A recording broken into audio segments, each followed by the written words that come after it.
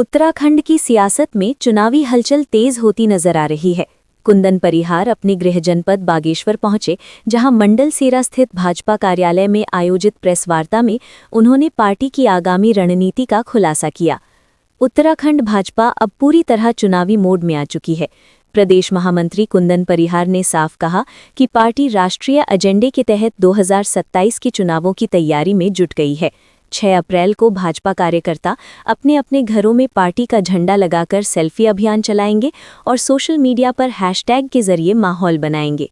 6 अप्रैल को हर कार्यकर्ता अपने घर पर भाजपा का झंडा लगाएगा और सोशल मीडिया के माध्यम से इस अभियान को आगे बढ़ाएगा। इसके साथ ही 8 और 9 अप्रैल को गांव चलो अभियान के तहत कार्यकर्ता गांव-गांव पहुंचेंगे।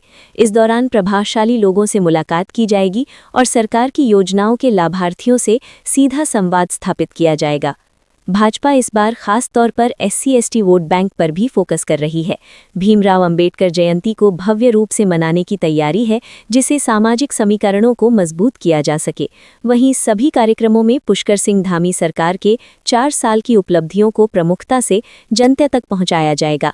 भाजपा 2027 में धामी के नेतृत्व में लगातार जीत दर्ज कर हैट्रिक लगाने के लक्ष्य के साथ आगे बढ़ रही है। हमारी सरकार के 4 वर्ष पूर्ण सफलतापूर्वक हुए हैं। हमारी सरकार आदरणीय पुष्कर सिंह धामी जी के नेतृत्व में इस सरकार ने अनेकों ऐसे ऐतिहासिक कार्य किए हैं जिससे भारतीय जनता पार्टी का कार्यकर्ता गौरवान्वित है, लेकिन साथ साथ जनता उससे लाभान्वित है। आज हम देखते हैं कि जो UCC है उसके माध्यम से संपूर्ण देश भर में पुष्कर सिंह धामी जी ने एक नजीर प्रस्तुत की है। अनेकों राज्य उनका अनुसरण कर रहे हैं और हम समान नागरिक संहिता लागू करने वाले प्रथम राज्य की श्रेणी में शुमार हैं। इसका श्रेय हमारी सरकार और पुष्कर सिंह धामी जी को जाता है। इसी प्रकार से हम देखते हैं कि जो हमारी प्रदेश में परीक्षाएं होती थी, तो उन परीक्षाओं में जो हमारे बच्चे हैं, जो हमारे युवा साथी हैं, दिन रात मेहनत करने के बावजूद भी नहीं निकल पाते हैं, तो एक सख्त नकल विरोधी कानून वो लाए हैं और इस नकल विरोधी कानून के कारण से आज अनेकों युवाएं बिना किसी सिफारिश से, बिना किसी भेदभाव से सरकारी सेवाओं में उनका नियोजन हो रहा है। ऐसे ही हम भूमि कानून लाए, जो हमारे उत्तराखंड की मांग थी, उसके अनुरूप आज उत्तराखंड की जनभावना के अनुरूप हम भूमि का कानून लाए हैं। तो अनेकों ऐसे काम आदरणीय पुष्कर सिंह धामी जी के नेतृत्व में हुआ है और इस सरकार के 4 साल पूर्ण हुए हैं।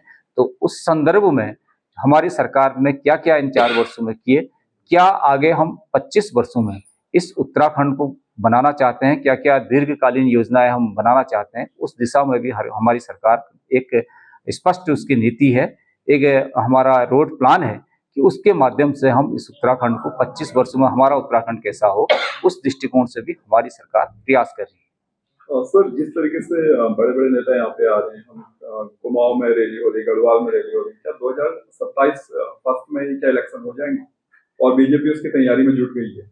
देखिए, चुनाव अपने निर्धारित समय के अनुरूप होंगे, लेकिन भारतीय जनता पार्टी केवल चुनाव को लेकर के अपनी राजनीति नहीं करती है, अपनी तैयारियां नहीं करती है। हम लोगों के लिए हर दिन चुनाव है, हर दिन चुनौती है। हम हर दिन नई चुनौती को स्वीकार करते हैं और उसका समाधान करते हैं।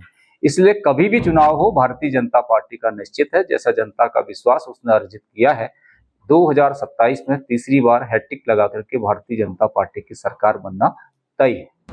सर, ये जो गैस और उसकी जो डीजल की किल्लत, पेट्रोल की किल्लत बताई जा रही है, तो कितनी आप मानते हैं कि सरकार की विफलता है या संबंधित मंत्रालय विभाग की इसमें विफलता है?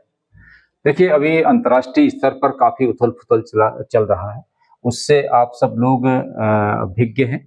हमारा मानना है कि हमारी सरकार गरीबों के प्रति, जो पंडित दीनदयाल उपाध्याय जी ने अंत्योदय का लक्ष्य हमको राजनीति करने के लिए दिया था, उस लक्ष्य को साकार करने में सफल रही है। ये वही सरकार है जिस सरकार ने 11 करोड़ लोगों को निःशुल्क गैस सिलेंडर दिए थे।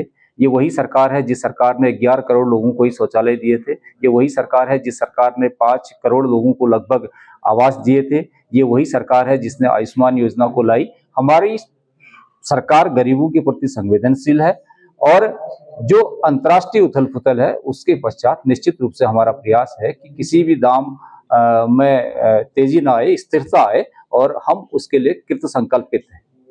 सर हमारा प्रदेश जो है टूरिज्म पे काफी डिपेंड है, लेकिन यहाँ पे देखिए कमर्शियल गैस सिलेंडर की भारी किल्लत हो रही है। और जो है कौसानी हो गया या फिर नैनीताल हो गया या मसूरी की बात करें तो यहाँ पे व्यापारियों को भारी किल्लत दिक्कतों का सामना करना पड़ा। तो उनका ये कहना है कि आप अल्टरनेटिव दीजिए। अल्टरनेटिव मतलब अगर गैस नहीं मिली तो हमें कोयला दीजिए। तो इस बारे में कोई बात करेंगे आप? पर्यटक बुकिंग भी कैंसिल करा रहे हैं। निश्चित रूप से हम इस उत्तराखंड को ही पर्यटक राज्य बनाना चाहते हैं और यहाँ पर्यटन आए भी हैं। हमने देखा कि चाहे तीर्थाटन के माध्यम से हो, चाहे अन्य सैलानी यहाँ पर आए हो, उसकी संख्या निरंतर बढ़ रही है। ये हमारी सरकार की सफलता है। मैंने कहा कि अभी कुछ अंतर्राष्ट्रीय जगत पर कुछ उथल पुथल है, फिर भी हमारी केंद्र की सरकार इस पर नजर डाले हुए है। उन्होंने अंतर्राष्ट्रीय स्तर पर भी इस पर बात की है। इसका समाधान बहुत जल्दी निकलेगा। किसी भी पर्यटक को यहाँ आने से घबराने की जरूरत नहीं है। उत्तराखंड में उनका स्वागत है। उत्तराखंड बहुत सुंदर है, रमणीय है। वो यहाँ आए और घूमें। लेकिन ये गैस के कारण से किसी को आने में किसी प्रकार की कठिनाई, ऐसा मैं नहीं मानता हूँ। निश्चित रूप से जो हमारी जो सरकार की तैयारियां हैं कि इसका समाधान, इसका पटाक्षेप हम बहुत शीघ्र कर लें।